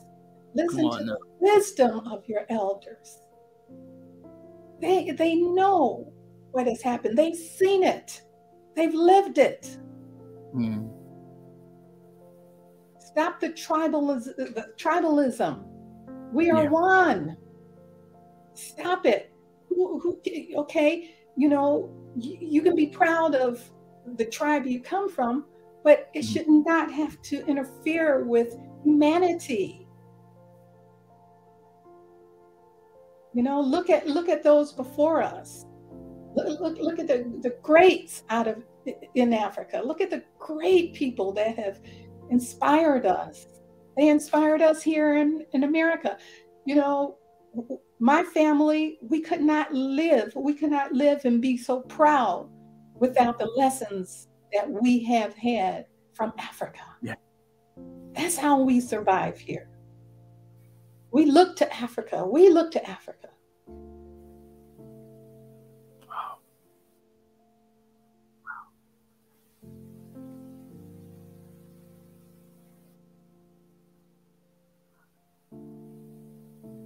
Wow. Don't change. Don't change. Not for the West. Not for the West. Be yourself. You know, these beautiful African women with their beautiful complexions. It's just, you know what? No one else can get that.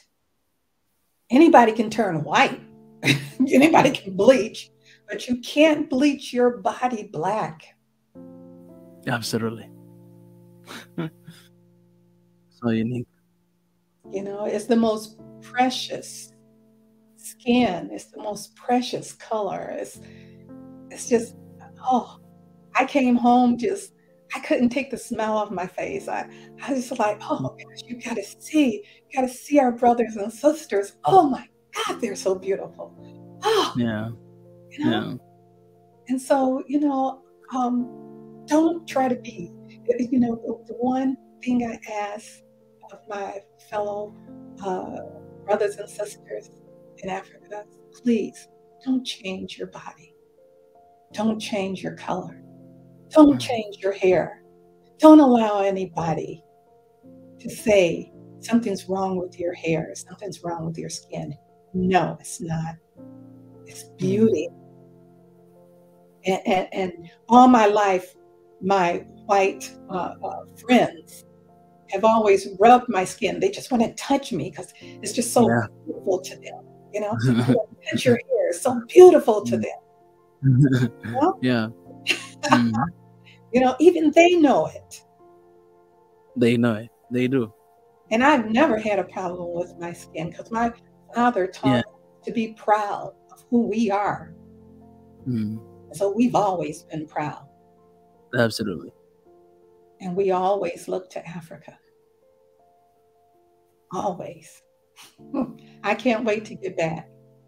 That is very interesting thing you said, Mama, there, that you always look to Africa. And I think that message is really powerful. I wish all Africans, you know, listen to that and hear that, because we now look to the West, right? But, you know, there's no morality there anymore. And what are we looking at? You know? Nothing, you know, nothing here. It's all in Africa. And I don't want it to change, but I do see the changes. But you're changing to something. Those that will want to change to the West is changing to something that's demonic. Yeah.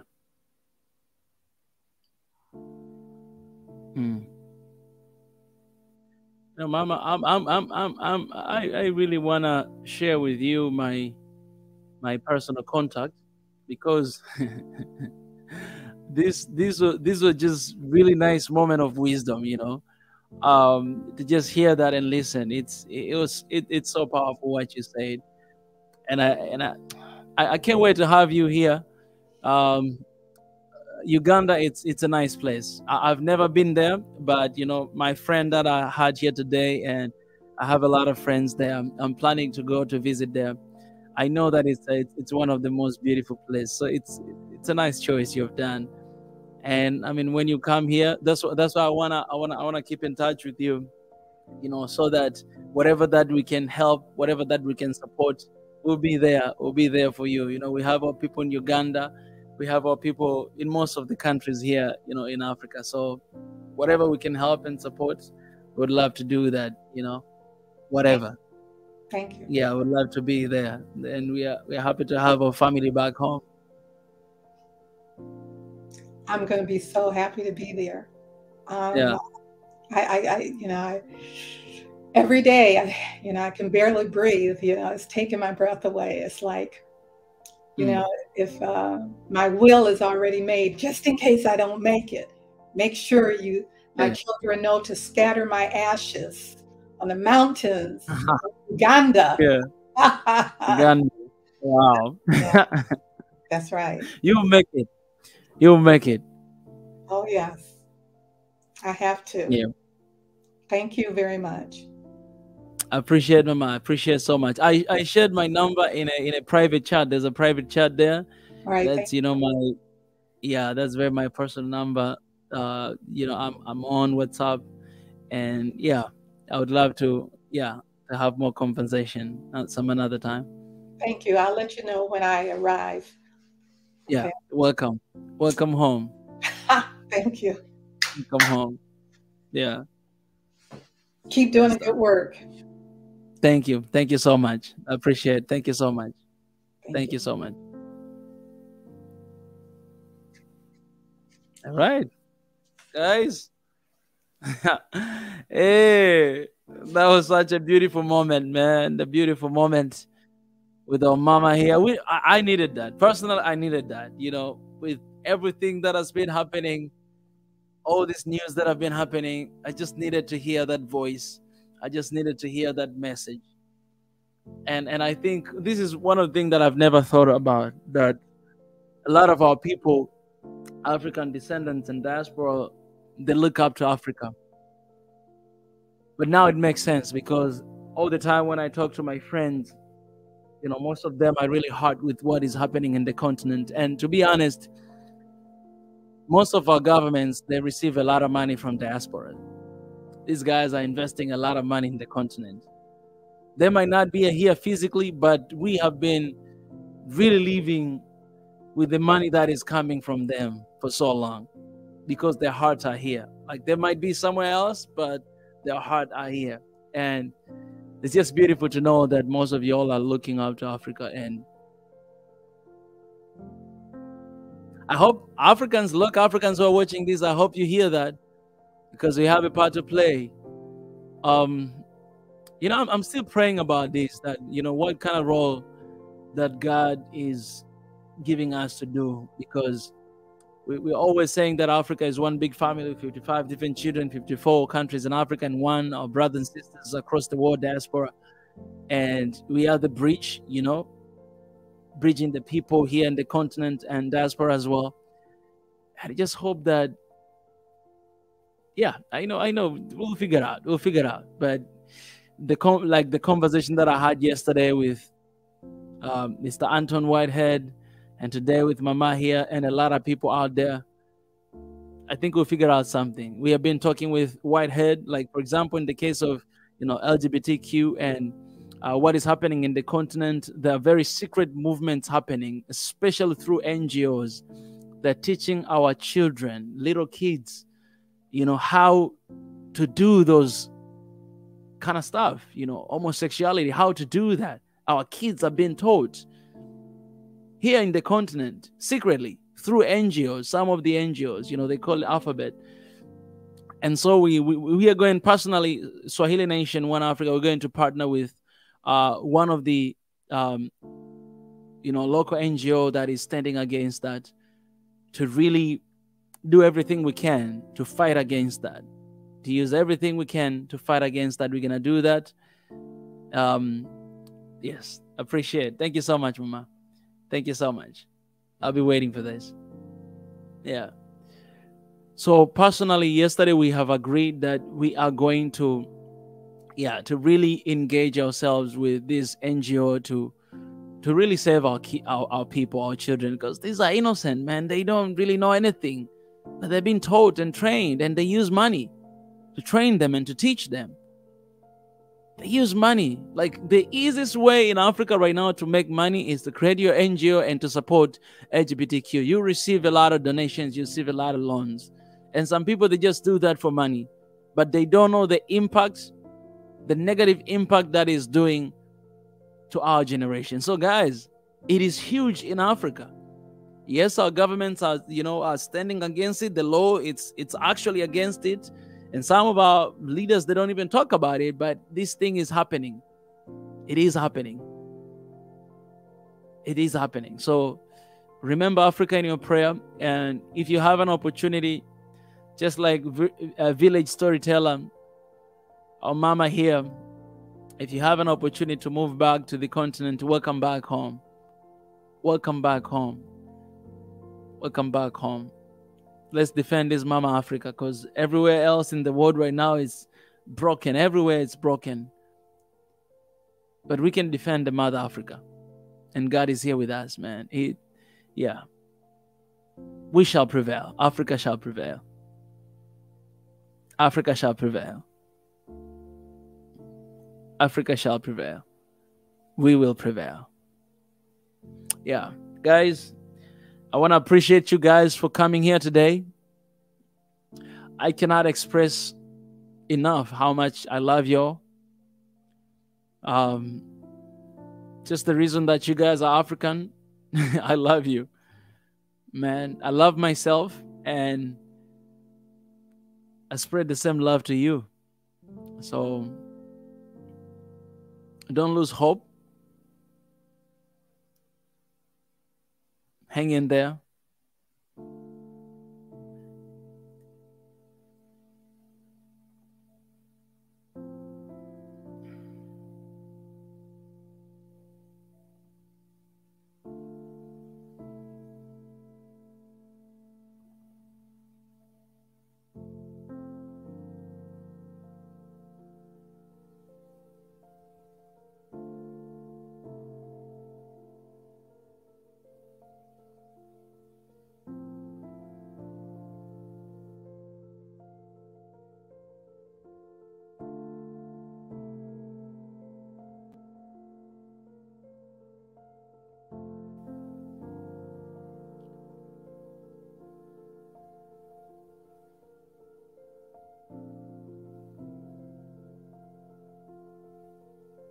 I want to leave you guys with this word of hope. All right. I was trying to ask the inner me. I was trying to ask that, how should I live today? And this is what came to me. So I'm going to share with you guys, and I'll be leaving. I love you all so much. I love Africa. I love Africans so much. So much. So much. Land of origin.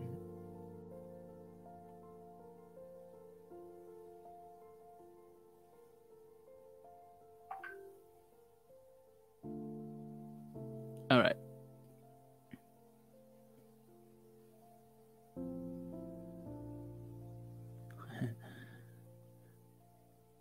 Niger, you're back. I'm just I don't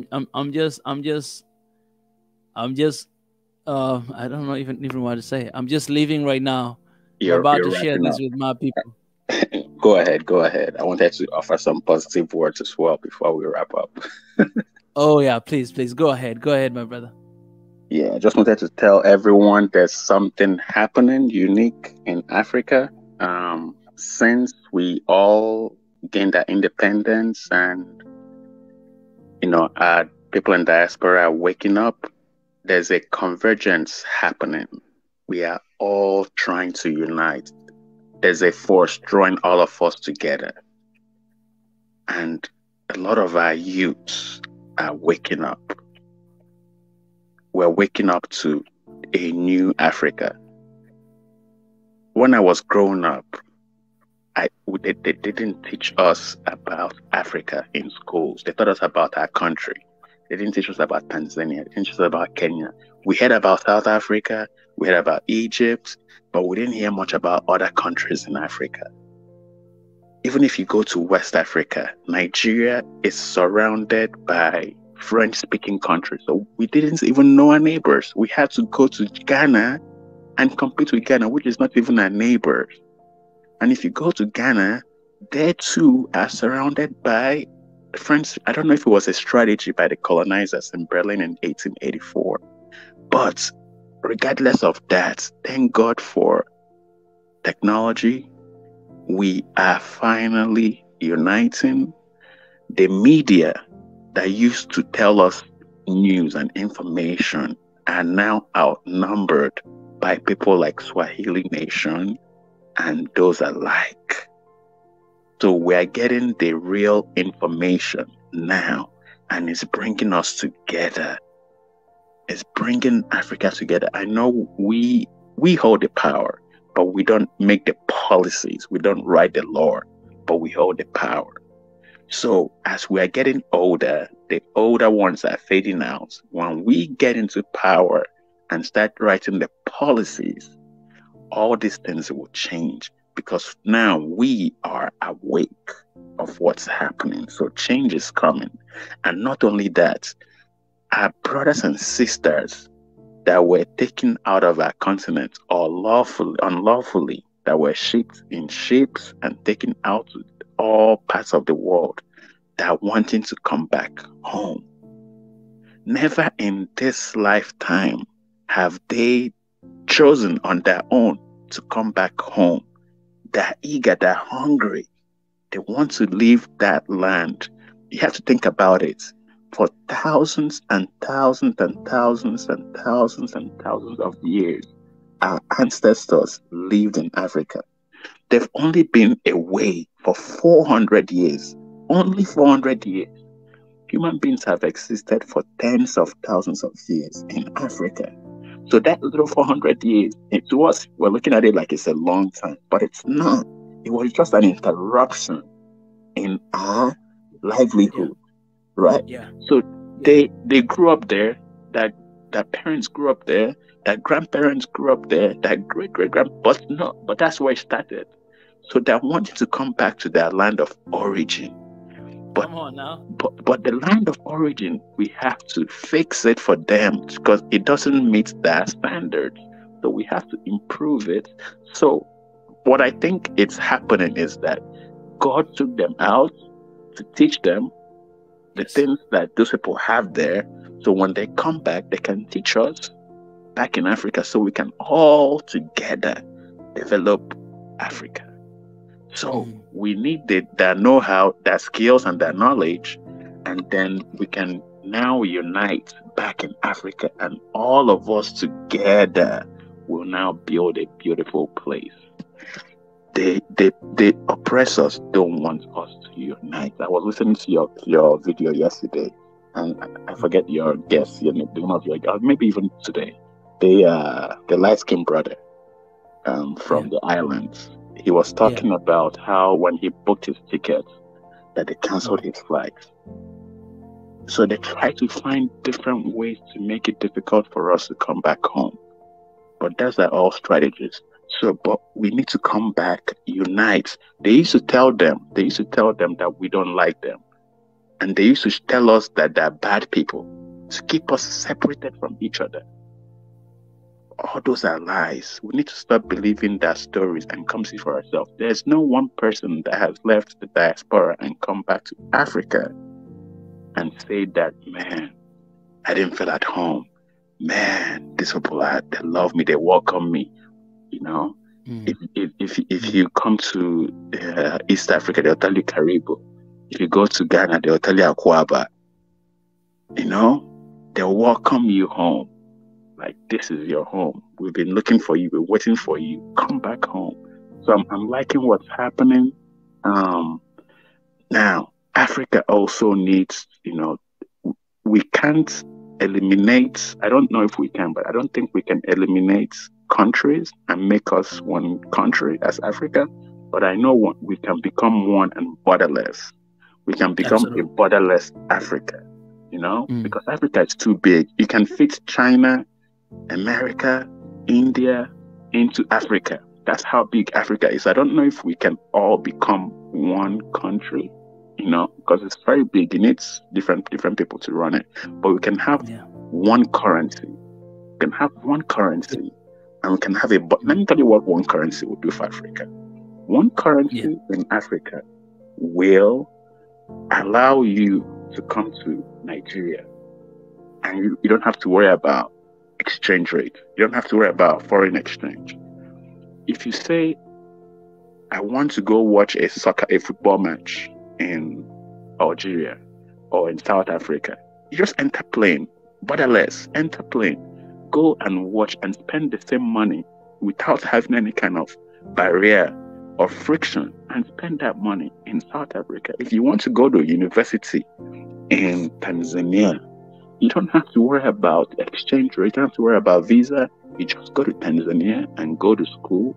And if you want to do business in Uganda, you just take that same money, cross the border, buy what you want to buy, and then come back. Now, second, you don't have to buy dollar to trade with Tanzania, to trade with Kenya. Imagine Tanzania and Kenya having to go to America to buy money, to come back and buy something from each other. While America is thousands of miles away and Tanzania is a few kilometers apart from each other. Imagine having to go get their own money from thousands of miles away just so you can do business with each other. Doesn't make any sense. Doesn't make any sense. So what I recommend and what we should do is, I know we've already approved the PAPSS in Africa, which allows us to transact without having to buy dollar. But the next step is one currency. One currency. Because if we stop buying dollar every time we need to do business with each other or other people, but mainly us, if we stop buying dollar, then we will go from 17% trading with each other, 17% only with each other. It will go up to 60% or more immediately, because there won't be any more frictions in between. So, one currency, borderless Africa, one Africa, the diaspora comes back to Africa, and we all become one. Because like I said, Africa is so big that you can fit the whole entire America in West Africa. You can fit China in South and Central Africa. And there's more space in East and North Africa to fit other continents or countries. But even Europe will fit as well. So people coming back, there's enough space. There's enough space for all of us. Africa can contain over 5 billion people in Africa, and we are currently about 1.5 billion people. So Africa has room for everybody. We have the fertile soils to grow our own food. We can be self-sustainable. They need us more than we need them. That's why they're fighting for our land. They need us more than we need them. We should be partners with them, yes. We should do business with them, yes, but on fair basis, with respect and with equity. They should stop exploiting us. So I'm happy for people like you, like myself, and all the young ones that have the mindset now and have woken up to what is really going on. And there's a lot that we don't know. Just trust me. There's a lot that we don't know. We shouldn't think because we've learned this little that we know it all. We should keep studying and learning how they do what they do.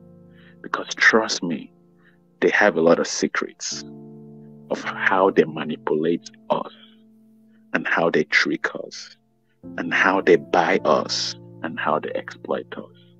So we should keep our eyes open and be vigilant on what they're doing. And then as each day passes, we'll keep waking up and waking up and waking up and waking up. Imagine in the 90s and early 2000s, they used to sell, and before that, they used to sell Americans that Africa was just people with big bellies and flies on their face. Every day, every night, it will be on TV. Every day, every night. So when we come to America, they'll ask us, do you sleep on trees? How did you get here? You know, because it's not their fault that they didn't know. That was what was being presented to them. So like I said earlier, thank God for technology. Thank God for YouTube. Thank God for social media. Because now it's almost leveled the playing field where now people can see the truth. But in the midst of the truth, they are still distorting the truth. So we have to be vigilant. We have to work harder. And we have to do what we have to do to make progress. I know that Africa right now is going through some type of crisis in West Africa, but I don't think that should stop the progress that we are trying to make. We shouldn't take our eye off the ball of the progress we're trying to make and focus on the negativity only. We should do that and continue with the agenda of Pan-Africanism and continue the agenda of One Africa and continue the agenda of Borderless Africa. Because if we allow this narrative, this new narrative brewing in West Africa to overtake us and occupy our minds, then we're gonna go back. All the progress we've made will get wiped away. So we shouldn't let that happen. We should keep pushing for the narrative of One Africa. We should keep looking for people that want to come back, like the sister that was just, the lovely sister that was just here a few minutes ago, speaking her truth. And we'll keep making progress. So I just wanted to share some good words that Africa, as of today, compared to a decade ago, we've made a lot of progress. And I'm happy to see African Americans, Black British, Jamaicans, people from Guadeloupe, people from Dominican Republic, people from the Bahamas, people from Antigua, Blacks from France, Blacks from Germany, all wanting to come back home. I'm happy to see that. It gives me joy to see that happen. Yeah. So I know I'm just happy. So those are my last words that I wanted to share with everybody. But thanks for having me again. Thank you so much, Niger. Appreciate my brother. Yeah, that's my brother right there. Appreciate him so very much for that voice. Your voice is very important. Appreciate that. So I want to close with this. I want to read the book of Psalm 121 to finish with this beautiful note. I lift up my eyes to the mountains. Where does my help come from? My help comes from the Lord, the maker of heaven and earth. He will not let your foot slip. He who watches over you will not slumber. Indeed, he who watches over Israel will never slumber nor sleep. You can put Africa there. The Lord watches over you. The Lord is your shade at your right hand. The sun will not harm you by day, nor the moon by night. The Lord will keep you from all harm. He will watch over your life. Lord will watch over your coming and going, both now and forever more. What you have to remember is here. I lift up my eyes to the mountain. Where does my help come from? My help comes from the Lord, the maker of heaven and earth. So Africa, where are you looking for help from? Are you looking to the east? Are you looking to the west? Are you looking to the north or south? Most of the time, we forget to look up. So let me leave you with that note that let's look up. Because that's where our help comes from. From the Most High God who created heaven and earth. And it shall be well. It is well with us. God, I thank you once again.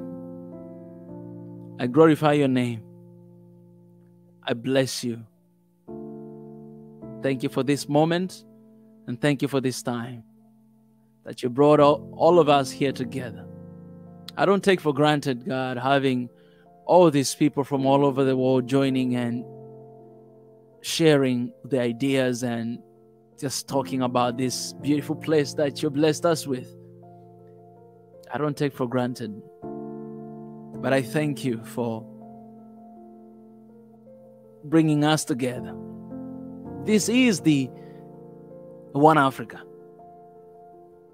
Because we are all from different families, different backgrounds, different tribes, different religions, different countries.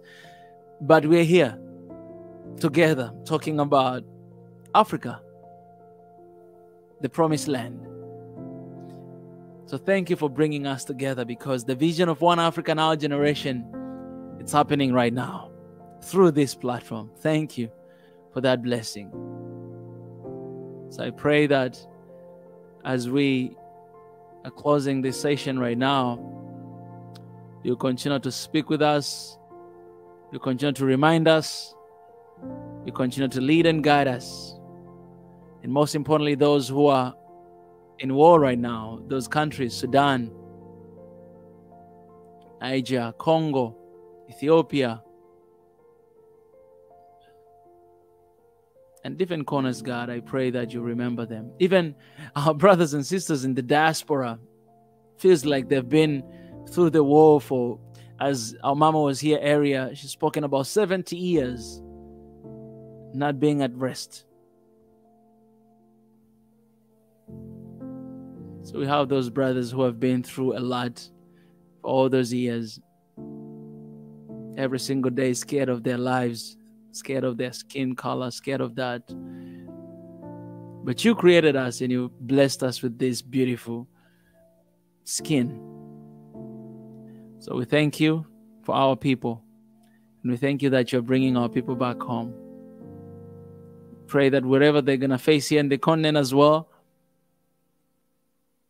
you give them strength, courage to keep pushing until we see the bright day. I thank you. I glorify you. I give you glory, honor, and praise for everything that has happened here today. I take no part of it. And if there's anything that would displease you, we repent before you. And we thank you, King of Kings and Lord of Lords. In your precious name, Christ, I pray. Amen. Family, thank you. It's been 2 hours. Wow, it's 56, 57, 58, 59. 2 hours. Exactly 2 hours. I love you guys. Oh, thank you for the super chat. I have a super chat from Nana Dream. I think it just happened when I was praying, right? Thank you, Nana Dream. Our sister there from originally from Ghana, and you're not here in the continent. Thank you so much for that. And another super chat here from Patrick Real Estate. Thank you. I appreciate that. Blessed up. You be blessed. And another one here from Bridget. Bridget, One Africa Arise. Thank you so much. Thank you for the super chats. Appreciate, guys. Thank you so much. It means a lot. Thank you so much. Appreciate that. And I want to thank as well my mama. Mama, I had her ear area. She joined Patreon, so I want to appreciate her as well for joining Patreon. Thank you so much for becoming my Patreon. And I want to appreciate all members in the house. All right, all members in the house. I appreciate you guys. Thank you so much for choosing that path to support us financially as well. So thank you for members in the house, all the members in the house. We love you. For example, we have Valerie here. I see her here. Thank you so much. We love you. We thank you. It means a lot. And for those who did not know maybe and they want to join membership or Patreon, I'll share with you guys the links in the comment section. Actually, the link of Patreon is already in the comment section on top of everything. But if you prefer Patreon, you can join that link. It's in the comment section. But if you prefer memberships, this link right here, it's for membership as well. So thank you guys. Appreciate. Oh, maybe I think I should do this. I'm just gonna display the member names to appreciate you guys, to acknowledge you guys publicly here.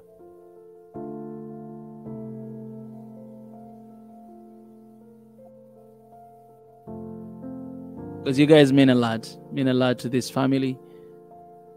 So yeah, all these are our members in our family. We appreciate you guys. Thank you so much. We have DG and Verily. They just joined 1 day ago. We appreciate you guys. Thank you so much. We have His Excellence Ezra. He has been member for 15 months. Thank you so much, His Excellence. We have 1 day, we have 15 months, we have 2 days, we have 6 days, we have 9 days, we have 12 days, we have 20 days, we have 1 month, 17 months, Sam, 19 months, Patrick, appreciate. Casa, 20 months. It's a lot. It's a big commitment. Somebody has been just member for that long. And yeah, 20 months. So I appreciate you guys. 16 months. My sister Tanzan. Yeah, everybody here. So 19 months. My brother, His Excellence, the brain. It's been a while. So yeah, I just appreciate you guys so much. Everybody, all members, I just need to display here because you guys, you did not have to do that, but I appreciate for the step that you've taken to support us with your membership. I appreciate that so much. Also, I think it's important for me to display the Patreon as well. It's important to do that because I made it public. I made it public for a reason. If you go to Patreon, I made it public for a reason. I'm not hiding anything there. So let me display here the Patreons as well, out of appreciation. Yeah, we have 8 Patreons right now, and I want to appreciate you guys. We have Sandra Klaus joined today, and Titi Milo as well joined today. So appreciate you guys. You have number of 8, I think. Yeah, we have number of 8 here. Let me see if I can display your names. Yeah, the names are here. Yeah. So appreciate you. Hey, village right here. So I appreciate Sandra, Titi, Santa, Christina, Boniface, TG, BJ, Emma, Kifaru, Zikora Nachiri, Yared. Okay. So here they just show all the Patreon that they ever supported me before and right now. So want to appreciate everybody, mostly those who are here right now. So 2, 3, 4, 5, 6, 7, 8. So I think it's 8 until there. Yeah. So I appreciate you guys on Patreon as well for your commitment and choosing to stand with me and with us. I appreciate you guys. Thank you so much. Maybe you're wondering, how does this help us? Well, Right now we have an office and we have people that are working together with me. So yeah, there's for example, appreciation to my brother, Paul Kilagaze. He's working with me every single day. This guy, he's giving a lot because he knows how, and the office is actually in his house. So somewhere there, like his room is somewhere, but his office is there in the second floor. And so every if I am busy, he's busy too as well. So I appreciate him for just believing in the vision. He graduated, like this guy, he graduated from university as a journalist like 3 weeks ago, and straight he came to work with me. He has been working with me for the past 2 years, but straight he just continued to work with me with his degree. And yeah, it takes a lot of sacrifice, to do something like that. So I appreciate him so much. I need to do that public because he's the one that working with me right now all the time. Right now he's in the office there and I'm here at home. Today he was there and I'm here. So I appreciate him as well. Yeah. And I appreciate I see more super chats here coming. Let me acknowledge you guys. Appreciate Safia Leti Joseph. Thank you for the super chat. I don't take it for granted. I appreciate that. And for a brother here, Andrews Hofer, appreciate that. Thank you so much. Peace, love to Africa. Thank you so much. Yeah, love, peace, and unity for this beautiful continent. So yeah, I think I've appreciated everybody. Appreciate for you guys who came here as well. Those who came watch, those who pressed the like button. That means everything to us. I told you guys how YouTube works these days. It depends on the likes and interactions. So if the channel gets a lot of likes, gets a lot of comments and subscribers as well, then the logarithm, it just, the YouTube logarithm, it just like suggests your videos to a lot of people. And I think I've seen that in analytics, that most of viewers are coming here because of that. Like the YouTube is suggesting to people. So that is because of all the likes that you guys are pressing, or the subscription, and also notification. You can turn on notification button. So because of that, you guys are helping a lot this message to grow. You're helping a lot this family to grow. Our vision in 4 years is to be an African media, SNN, Swahili Nation Network. That's the reason why we have SNN here, logo here, the Swahili Nation Network. It's an African media that we'll have in 4 years from now.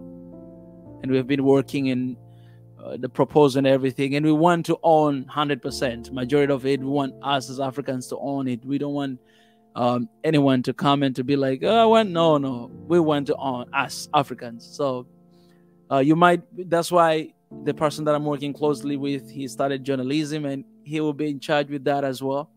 So if you are coming from that area, if you're really interested in the media, if you're one of the people that have been affected with Western media and all these agendas, well, we are developing our own media. So you're welcome to join as well. This is not going to be my personal thing. No, it's going to be our thing. So you're welcome to join as well. For any ideas, for any suggestions, for prayer as well, because we believe in the power of prayer. oneafricaofficial@gmail.com.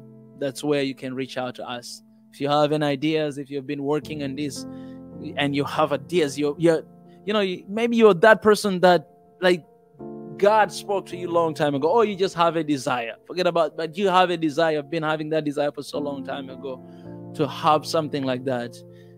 Reach out to us. We'll share with you what we're thinking about, and possibly we can work together. But we're going to need to, we're not just going to share everything because everybody listen to this. So we're going to be careful, but yeah, we want you guys to participate as well. I want to join you guys. How can I do it? The first thing you can do is this one. Email oneafricaofficial@gmail.com. Hit us up and let us know. Let us know a little bit about yourself. Let us know what you're doing. Let us know what are you interested in. How do you want to join it? Because we are developing it. So it's not like we've got everything figured out. The plan is to, the plan was for in 5 years. We started from last year. Now 1 year is gone. So we have 4 years and we're developing together. So it's something that we want to develop with everybody. So yeah, hit us up and, you know, let us know. Melion, I'm from Eritrea. Yes, welcome to the family. Love you. It's good to have you here. It's Africa. So sending love to you. Yeah, Melion. Yeah. Reach out to us and let us know. Anyone who is interested, yeah. God is good. One of the person that we also work with, you know, the thing is about the team here in SNOA, we are not working from the same place. Right now, I have like one person working together here, but we have another person in Kenya. We have another person in Rwanda. But the idea is to bring them here. The person in Rwanda, he's a graphic designer. So a lot of graphics, even this SNN, he made it. A lot of intro videos you see, we're working together as a team. And also we take deals. Like if you want us to make something for you, you know, we do that as well. So you can just reach out to us and let us know. So the idea is to bring them together here when things are stable. We already started the office. The idea next year, we're bringing the Rwandese, our brother from Rwanda, here together in the office. We have our sister in Kenya who she's been working with us in management and, you know, a lot of things. Next year, hopefully, God willing, she'll come here as well. So we'll be together in the same place with this picture of one Africa, you know, people from all parts of the Africa coming together and, you know, make it happen. So yeah, it's beautiful. It's really beautiful, guys. Like it's really, I cannot wait to have everybody here and working together. But we've been utilizing this moment from all corners of the world, working together. And I can't wait to have you, Nana Dreams, too. Nana Dreams, one of our very beautiful family members. Nana Dreams, let me do this. There's something that I need to do to you. You deserve this. Let me do it right now. Nana Dream. Where's my Nana Dream? Nana Dream is right here. Okay. Nana Dream. Let me do this.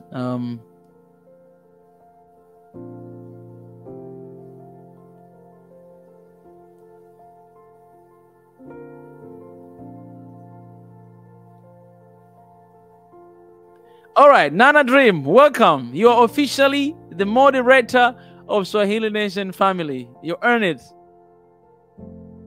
I don't know why it took a long time for us to do that, but you're welcome. You're officially the moderator. You have been with us for a while, and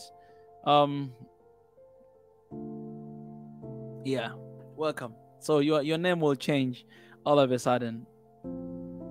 Your faithfulness and you are consistent and resilient for such a long time. You've been here with us, and I think it's time. So welcome. We got to be together. United Africa. Yes, Shelby Davis. Yes, Nigerian protesting Tinubu right now. That's wonderful. That's wonderful. That's good to hear that. Yeah, we can't let these politicians, you know, dictate our lives anymore. We can't let that. We got to stand for our countries and for our kids. But it's sad. It's sad that these guys are, they don't think about tomorrow, you know. They don't think about future. They think about, you know, in control, being in control. No. Aboyak, I appreciate. I've seen you a lot as well. I'm just sharing love there. Yeah, Reggie, he's celebrating Nana Dreams. Yeah, we have, you know, Nana Dream. You want to know how it looks like? Just comment. Just leave a comment. And your name, it will look like Reggie there. Regno Music right here. Our brother, the team. Nana Dreams, I know. Wait. Yeah, Nana Dreams is Felicia. I know that. So, welcome.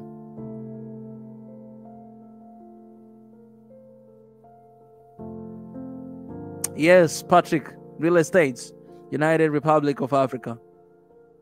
I'll remember your name. thank God He's given me really nice, good memory. So you guys that are supporting and giving, I remember your name. Nana Dreams, Patrick Real Estates, Bridget, I remember your names and your profile. Sophia, Le Joseph, and Andrews Hoffer. Remember you guys. You're in my heart. And God bless you. Yeah, Nana Dreams. Congratulations. Nana Dreams, we are celebrating you here today. Welcome. When you become a moderator, that's when you can moderate the chats.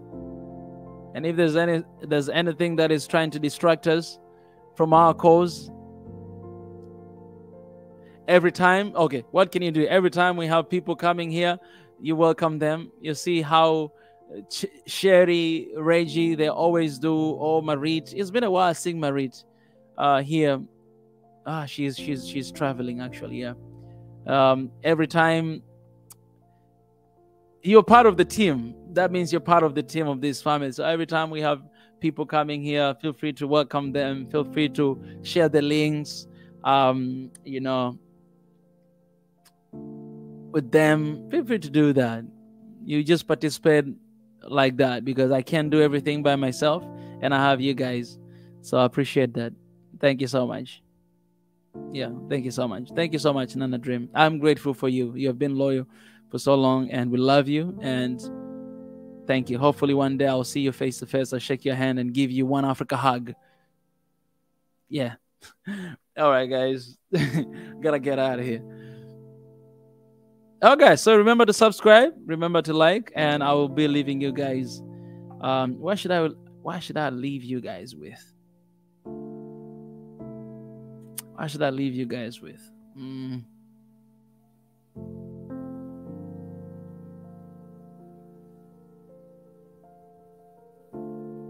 Okay, I think I'll leave you with. What should I leave you guys with? University of Ghana, Powers.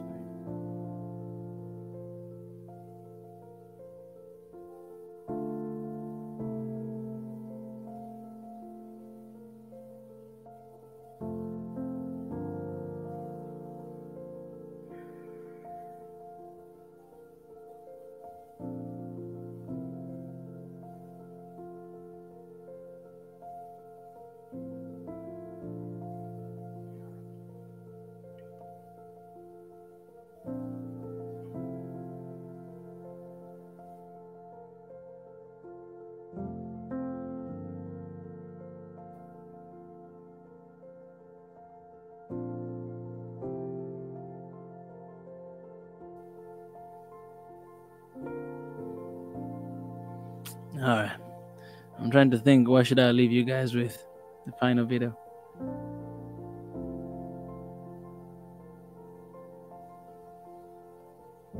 From Austria and New Zealand. Appreciate that, Hoffa. Appreciate that so much. It's always... That's amazing. Appreciate that. Amen. Seeking Yahushua. Appreciate for that. It says, I am new here. One of the best YouTube channels I've seen by far. May Yah continue to grow your channel. Amen. Amen to that. I received that.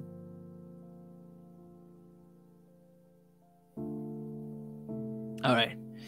If I keep reading this, I'm not gonna leave here. So I'm still thinking, what should I leave you guys with? Okay, let me leave with you guys with this video when I was in Ethiopia Science and Technology Museum. Just 3 minutes and then I'll be done. All right. I love you guys. Bye-bye. Good night, everybody.